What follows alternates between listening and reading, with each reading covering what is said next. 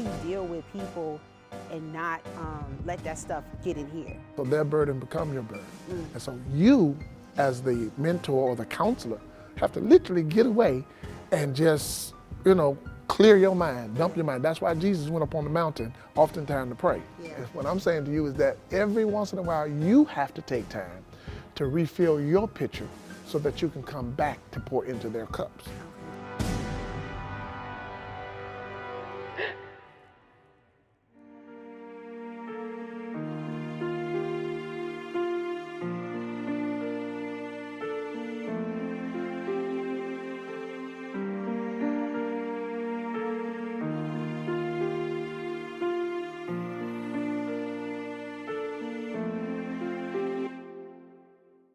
The issues that these girls and guys are having is so heavy. And that's why I frequently take vacations. Yes. Because after you have to deal with people's burdens, what happens is after a period of time, it becomes your burden. Because it's hard to be sensitive to somebody else's need if your heart is not involved. Yeah. And so when your heart is involved and open, you will receive their hurts, their pains, and things of that nature. And what happens is it'll start affecting you. Mm-hmm. You see what I'm saying? And sometimes you'll wake up in the morning, you'll be emotional. You don't even know why you're emotional. Yeah. Okay? It ain't even your emotions. It's something that you've counseled, that your mind won't let go. Mm-hmm. It's some people that you're concerned about. Mm-hmm. And so their burden become your burden. And so you, as the mentor or the counselor, have to literally get away and just, clear your mind, dump your mind. That's why Jesus went up on the mountain oftentimes to pray. Yeah. Because after he dealt with his disciples and dealt with the multitudes, he needed time to empty himself with God. And that's why the scripture talks about cast all your cares upon me for he cares for you. Yes. All right, and that's what that's all about. You see what I'm saying? And it's hard to continue that process if you don't take time out for you. And so the question now becomes, when your pitcher runs dry, then who cup do you pour into? Yeah. And so if you don't set boundaries for you so that you can continue to keep your pitcher filled, so that when you pick it up and pour out into their glasses, that you full, so that you can keep filling them up. Yeah. See what I'm saying? You'll end up empty. What I'm saying to you is that every once in a while you have to take time to refill your pitcher so that you can come back to pour into their cups. Okay. But yet at the same time, we don't realize how much it takes from us, and how much we pour out, and how much we give, how much we sacrifice for the life of other people. Yeah. And that's wonderful. Yeah. But who takes care of us? Yes. You see what I'm saying? Yeah. And so you have to realize that when you run out, then nobody gets blessed. And so you have to say, okay, now I've gotten to that place now, I need to take a vacation, or I need to do what Tanya need to do, all right? So that we can kind of get that clear. Yeah. You see what I'm saying? And so that's one of the things I share with everybody. Yeah. Okay, that's willing to listen. That is, you know what I'm saying? Yeah. Because it's a rough place.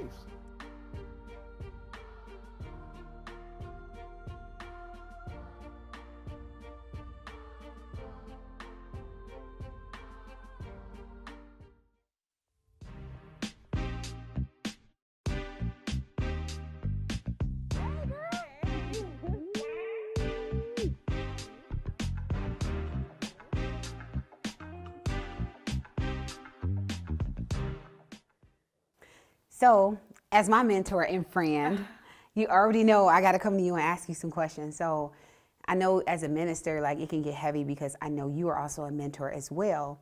But what are some things that you do, or how do you release all of the heaviness that comes in your space? A couple things I do mainly is going to prayer. And sometimes we have to unplug. And that can require unplugging from social media, unplugging from talking on the phone, unplugging sometimes from work, and just get quiet, get quiet before God and collect my thoughts and begin to pray and to start prioritizing to see what actually needs to be on my list.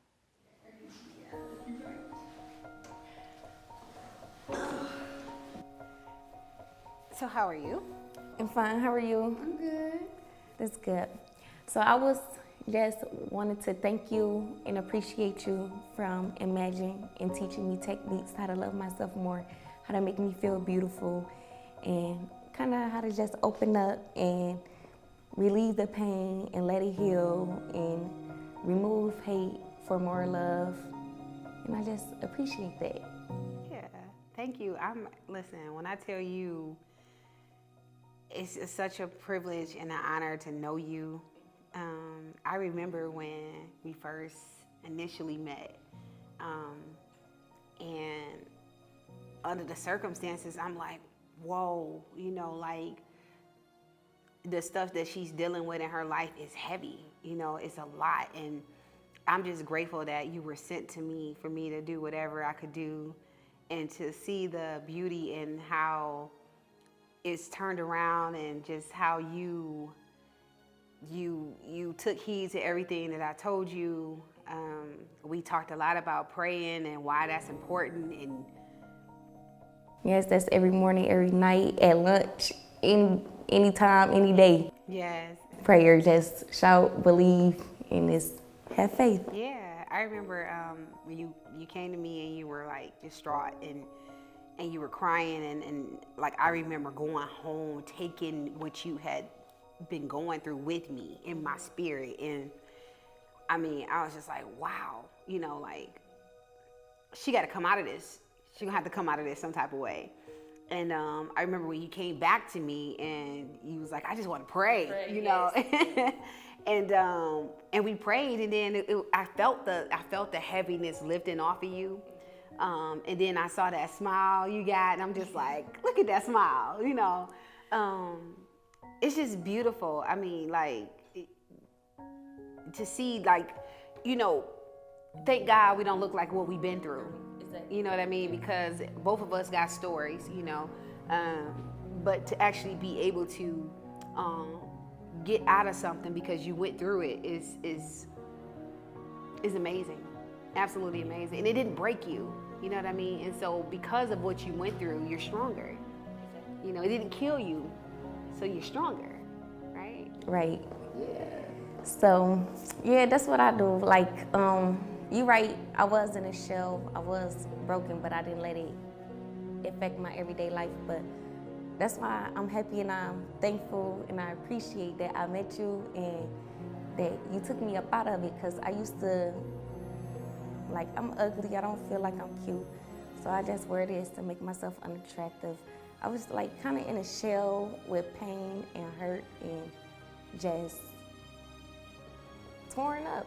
So yeah, you brought me out of it. You made me see the better side. You made me see, like, it's not only dark, it's light too. And I appreciate that so much. Yeah. I mean, everything I'm so has. thankful for it. Yes. Yeah, everything has an opposite, right?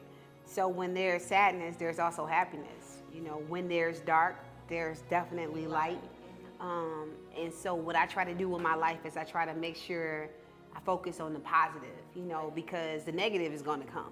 You know, in life, you're going to get hit with all kinds of stuff, you know, but the question is, how do you respond to it? And even when I'm teaching in my sessions, when I'm in Imagine, I always say this one thing. Life is about 10% of the things that happen to you and 90% in how you respond. Yes. And so the question is, how do you respond to stuff that you deal with, right? Because if you respond in a negative way, the consequences are going to be great. But if you respond in a positive way and you just pray about it and you keep moving, then the consequences won't be as bad, right? And so, and I apply that to my life and everything. I apply that to myself personally. I apply it in the professional life. I apply it in the call that God has on my life to do what I do, to work with people like you, you know, because I believe seriously that if people understand that we have to just respond to things differently, and we have to learn how to be wise about the decisions that we make, our lives will be so much better. What do you see?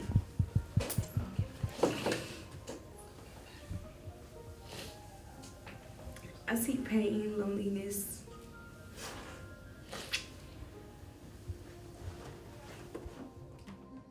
It starts first by acknowledging why you feel the way that you feel.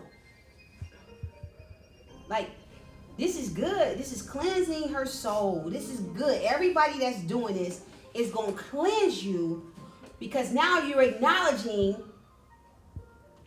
what's in this mirror that I look at. And once you get a clear understanding of, I know exactly who the person is in the mirror, I know exactly who I am and what I done been through, can't no devil in hell tell you anything different. When I look in the mirror, I see a person who is a lot stronger, because I wasn't able to do this before. And I'm truly grateful that I'm able to do it. A woman who was broken spiritually and emotionally and financially, in every way broken.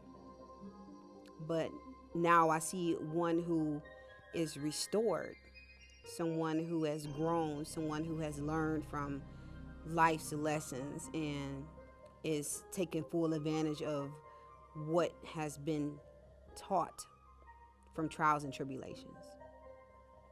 That's who I see. Someone who is more spiritually grounded because of the situations I've encountered in my life. And someone who has the heart to help other people genuinely, and not just because everybody else is doing it.